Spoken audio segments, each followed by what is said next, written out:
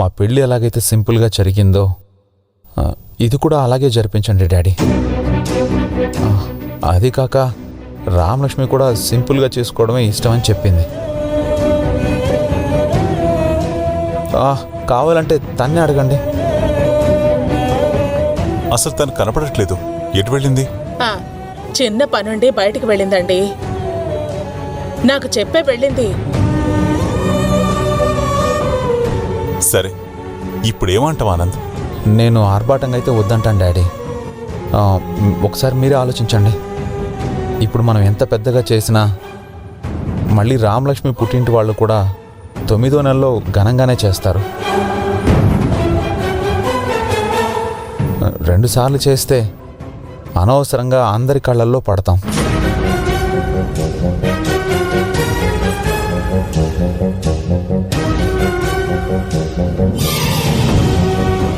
భూమి మీద పడని బిడ్డ కోసం ఇన్ని ఆర్భాటాలు ఎందుకు? ఇదంతా నేను మీకు చెప్పలేను డాడీ.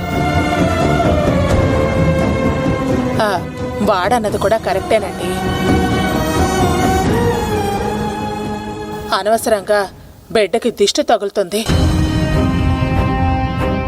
మనం ఇంట్లోనే నలుగురిని పిలుచుకుని సింపుల్గా జరిపించుకుందాం. సరే, మీరనుకున్నట్టే కానివ్వండి. ఇంట్లో జరిపించిన రామలక్ష్మి తరపు బంధువులనైతే పిలవాలి.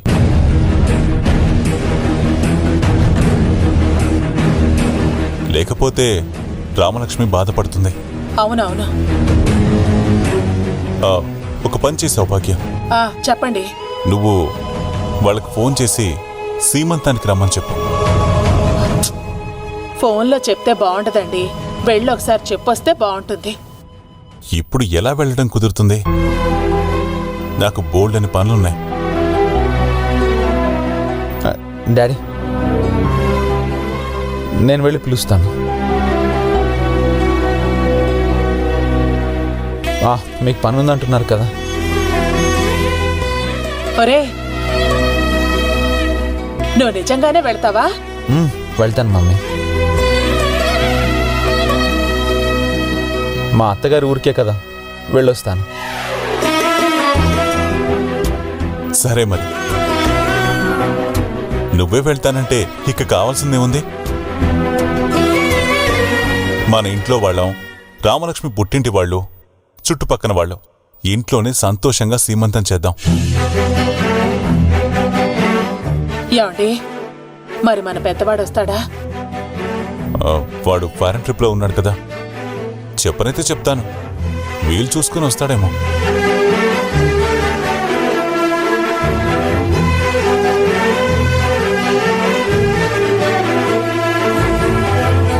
చాలు మమ్మీ, ఇంకా నేను బయలుదేరుతాను.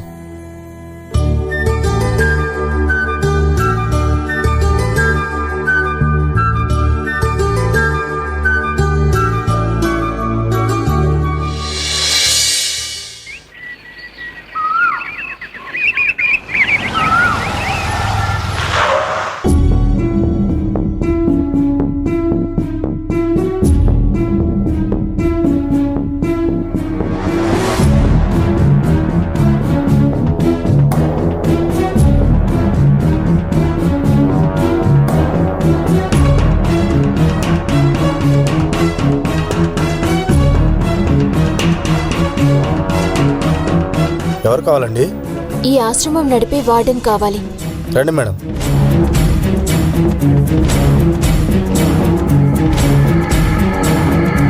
మేడం మిమ్మల్ని కలవడానికి వచ్చారు.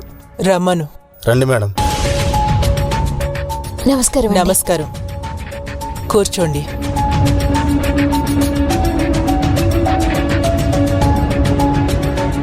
మీరు? నా పేరు రామలక్ష్మి. నేను ఇంతకు ముందు కూడా వచ్చాను, మీకు గుర్తుందో లేదో. ఈ ఆశ్రమంలోని సంధ్య అనే ఒక అమ్మాయిని మా బావ పెళ్లి చేసుకున్నాడు. సంధ్యనా?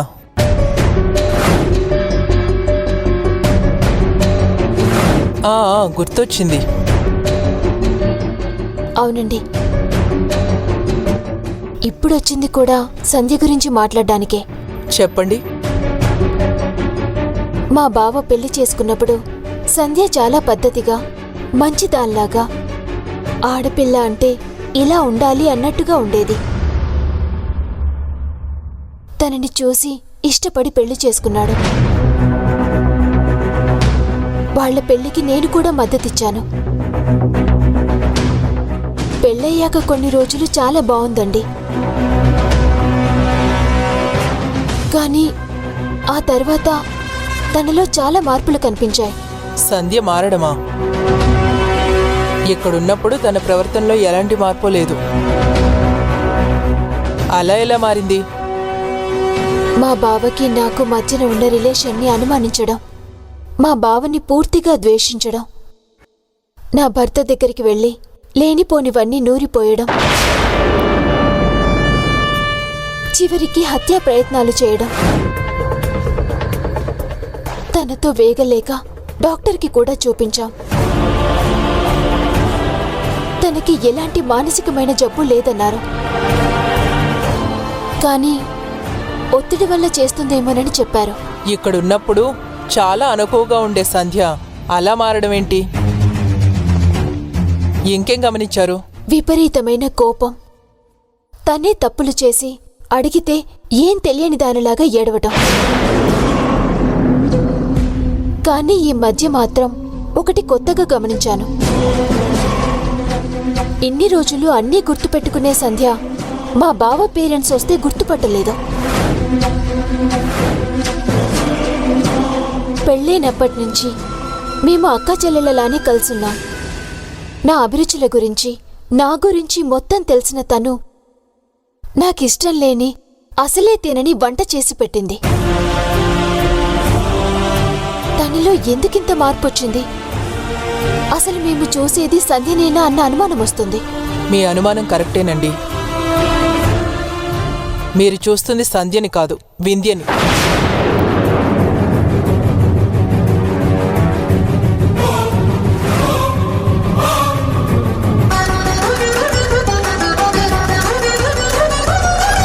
ఏమన్నారు? సంధ్య కాదా? అవునండి, సంధ్య వింధ్య ఇద్దరూ కవల పిల్లలు. కావాలంటే రికార్డ్ చూడండి.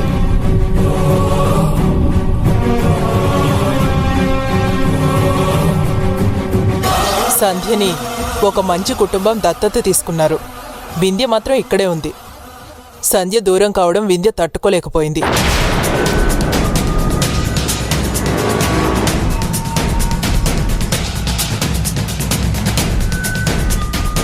అప్పటినుంచి మెంటల్గా అప్సెట్ అయింది.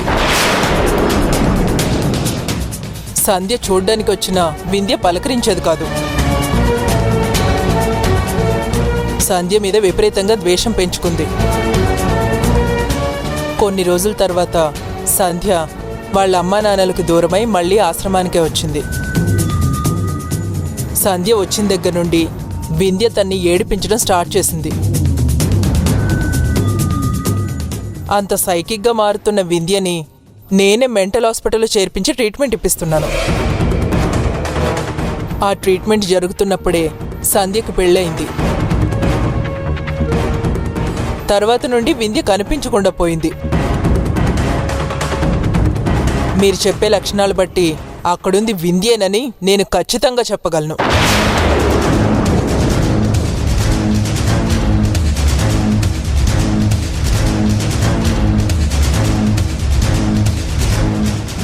మరిక్కడుంది వింధ్య అయితే సంధ్యమేనట్టు. ఈ మధ్య ఇక్కడికి కూడా రాలేదండి. వింధ్య ఏమైనా చేసుంటుందేమో. మేడం, వింధ్యని ఏ హాస్పిటల్లో ఉంచారో కొంచెం అడ్రస్ ఇవ్వండి. ఒక్క నిమిషం.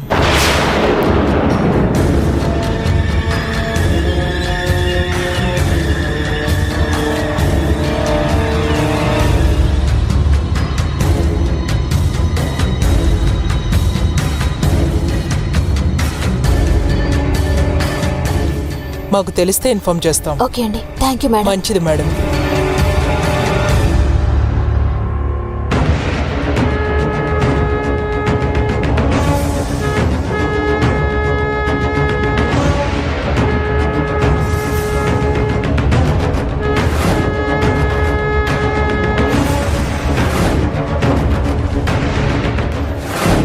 చూశాను, కానీ మన సంధ్యలా కాకుండా చాలా మోడర్న్ డ్రెస్ లో కార్ ఎక్కేసి వెళ్ళిపోయింది. నేను కూడా ఒకసారి అలానే చూశాను.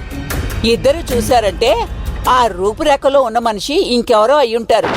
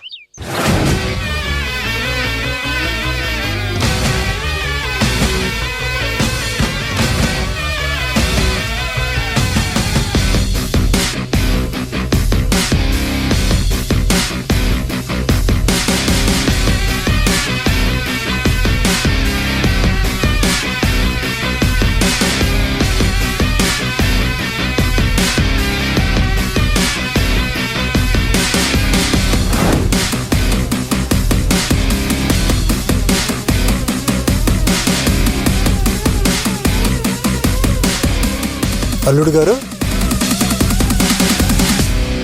రండి బాబు. భవానీ, అల్లుడు గారు వచ్చారు. కూర్చోండి బాబు, కూర్చోండి. మీరు వస్తున్నట్టు ఒక మాట కూడా చెప్పలేదు. అంత కులాసేనా? అందరూ బాగున్నారండి. ఏం బాబు బాగున్నారా? ఆ, అమ్మా నాన్న అందరూ కులాసాయనా? అందరూ బాగున్నారు అత్తయ్య. ఉండండి, వెళ్ళి కాఫీ తీసుకొస్తాను. ఆ, ఇప్పుడు అవేం వద్దు. భలే వాళ్లే, ఇంత దూరం వచ్చి కాఫీ తాగకపోతే ఎలా? మీరు మాట్లాడుతూ ఉండండి, నేను తెస్తాను. ఎన్ని రోజులైంది బాబు మిమ్మల్ని చూసి? ఈ మధ్య అసలు ఇటు రానేలేదు. రామలక్ష్మి ఫోన్లో మాట్లాడటమే తప్ప మా దగ్గరికి రావట్లేదు.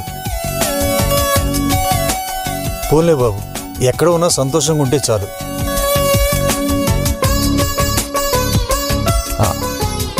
మీకు ఒక విషయం చెప్పిపోదామని వచ్చాను. కాఫీ తీసుకోండి. తీసుకోండి బాబు.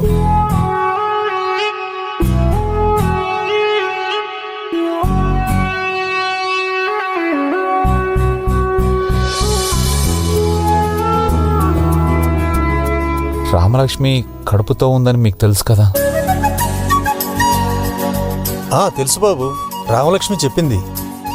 చాలా ఆనందపడ్డాం. మీ మధ్య ఉన్న మనస్పర్ధలు తొలగిపోయి సంతోషంగా ఉంటే చాలు అనుకున్నాం.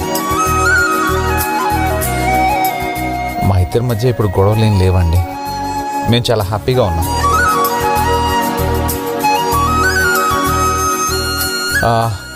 అమ్మా నాన్న రామలక్ష్మికి శ్రీమంతం చేద్దాం అనుకుంటున్నారు.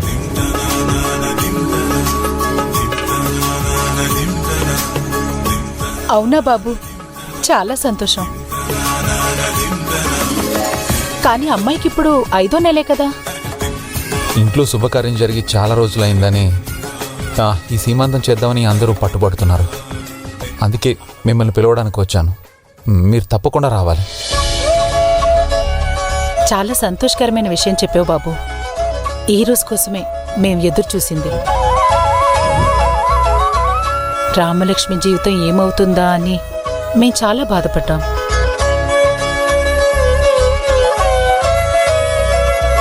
పెళ్లి తర్వాత మీరు కనబడకుండా పోవడంతో రామలక్ష్మిని మీ ఇంట్లో వాళ్ళు అంగీకరిస్తారో లేదో అని చాలా మదనపడ్డాం.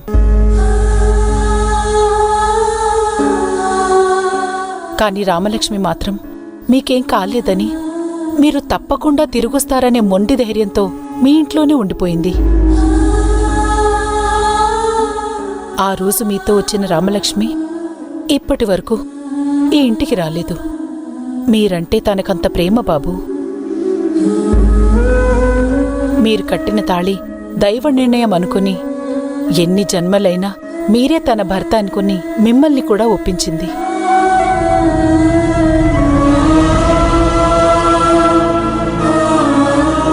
మీరిద్దరూ ఒకరినొకరు అర్థం చేసుకుని సంతోషంగా ఉంటే చాలు. తప్పకుండా వస్తాం బాబు. పెద్ద మావయ్య చిన్న మావయ్య వాళ్ళు కూడా ఓసారి కలిసి చెప్తే బాగుంటుందని. వాళ్ళు లేరు బాబు, అందరూ కలిసి తీర్థయాత్రలకు వెళ్ళారు. అందరూ వెళ్తే పొలం పనులు చూసుకోవడం కష్టం కదా అని నేను ఉండిపోయాను. నేను వాళ్ళకి ఫోన్ చేసి చెప్తాను బాబు. సరేనండి, నేను ఇంకా బయలుదేరుతాను. అయ్యో అదేంటి బాబు, ఇంత దూరం వచ్చాక భోంచేయకుండా వెళ్తే ఎలా? భోంచేసి వెళ్ళండి. లేదత్తయ్య, సీమంత పనులు చూసుకోవాలి. పనులు ఎలా అవుతాయో ఏంటో అని మమ్మీ టెన్షన్ పడుతుంది. ఎంతసేపు బాబు, త్వరగానే రెడీ చేస్తాను. భోంచేసి వెళ్దురు గాని. సరే అత్తయ్య. ఏవండి, మీరు మాట్లాడుతూ ఉండండి, నేను వెళ్ళి వంట చేస్తాను. కూర్చో బాబు. పాపం, కూతురు సీమంతం అంటే ఇంత ఆనందపడుతున్నారు. సీమంతం అయిపోయాక ఆ బిడ్డను చంపేసుకుంటుందని తెలిస్తే ఎంత బాధపడతారు. తప్పట్లేదు. అయినా వీళ్ళు బాధపడతారని, ఏదో అనుకుంటారని నా మనసు నేను చంపుకోలేను. సారీ రామలక్ష్మి, నాకు వేరే ఆప్షన్ లేదు. నన్ను క్షమించు.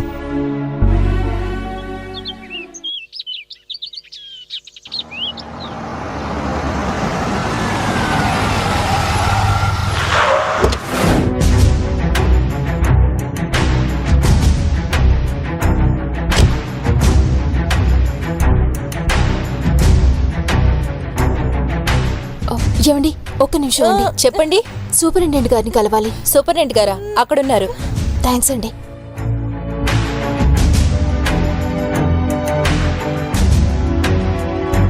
నమస్తే అండి. ఏం కావాలి మేడం? నా పేరు రామలక్ష్మి, ఇండస్ట్రియలిస్ట్ కృష్ణమూర్తి గారి కోడల్ని. నమస్తే మేడం, చెప్పండి. ఒక చిన్న ఇన్ఫర్మేషన్ కావాలండి. చెప్పండి మేడం. మీ దగ్గర వింధ్య అనే అమ్మాయి ఎవరైనా ట్రీట్మెంట్ తీసుకుంటుందా? ఉందండి. మీకు తను ఎలా తెలుసు? ఏమవుతారు? వింధ్య డైరెక్ట్గా కాదు, కానీ తనతో పుట్టిన సంధ్యని మా బావ పెళ్లి చేసుకున్నాడు. కాబట్టే సంధ్య నాకు వరుసకి చెల్లెలవుతుంది. వింధ్య సంధ్యకి తోడబుట్టిందే కాబట్టి నాకు తను చెల్లెలవుతుంది. తనిక్కడ ఎన్ని రోజుల నుంచి ట్రీట్మెంట్ తీసుకుంటుంది? చాలా రోజులైందండి. ఎప్పుడు ట్రీట్మెంట్ పూర్తి కానివ్వదు, మధ్యలోనే పారిపోతుంది. ఇప్పుడు ఇక్కడుందా? లేదండి, పారిపోయింది.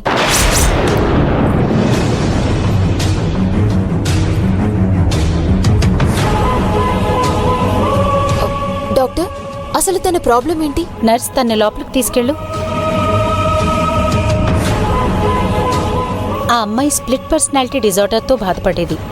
ఉన్నట్టుండి ఆవేశం, కోపం, ఈర్ష, ద్వేషం అన్నీ కలబోసుకుని ఉండేది.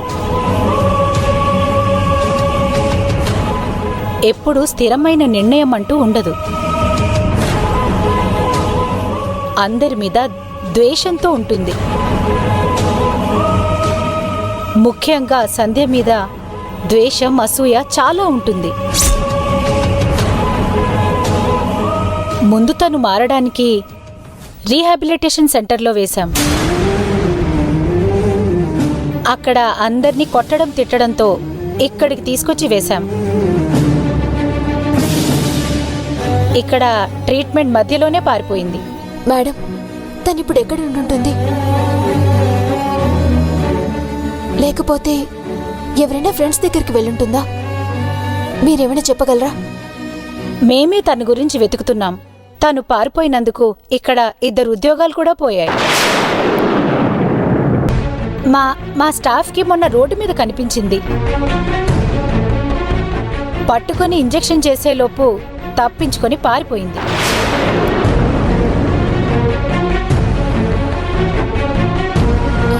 మేడం, ఒకవేళ తను దొరికితే నాకు చెప్పగలరా? చెప్తామండి. తను బయట ఎక్కువ రోజులుంటే మాత్రం చాలా డేంజర్. తను అనుకున్నది జరగకపోతే ఏం చేయడానికైనా వెనకాడదు. ఇప్పుడు మేం తనని వెతికే పనిలో ఉన్నామండి. తనకి తెలిసిపోయింది కాబట్టి చాలా జాగ్రత్త పడుతుంది. ఈ డిజార్డర్ ఉన్నవాళ్లలో ప్రాబ్లం ఏంటంటే ఉన్న తెలివి మొత్తం చెడు పనుల కోసమే వాడతారు. చాలా క్రిమినల్ మైండెడ్ పర్సన్ అవుతారు.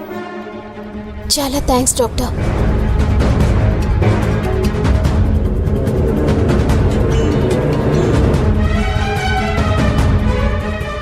ఆశ్రమంలో చెప్పినట్టు సంధ్య వింధ్య కవలలు.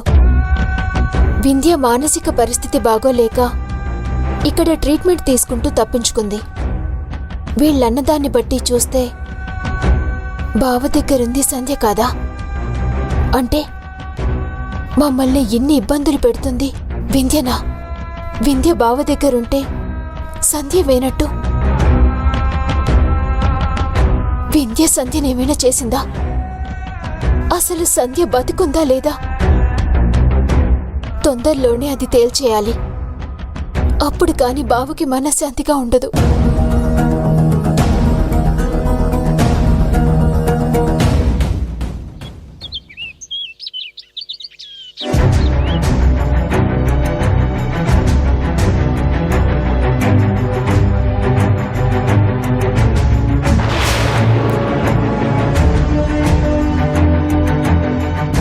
ఒక నిమిషం ఆగు.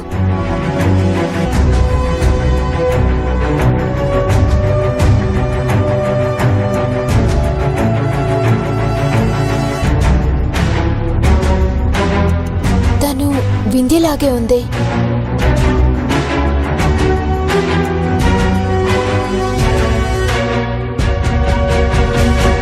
వింధ్య,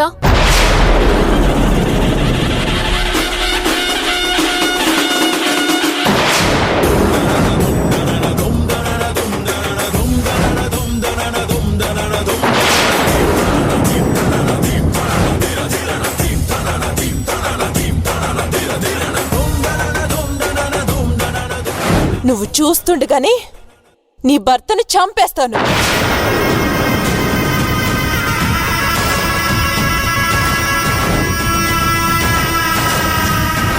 నీకు గిఫ్ట్ పెట్టాను, వెంటనే వెళ్ళి మీ లెటర్ బాక్స్ ఓపెన్ చేయి. ఇంకో అరగంటలో చైతన్యని చంపేయబోతున్నాను.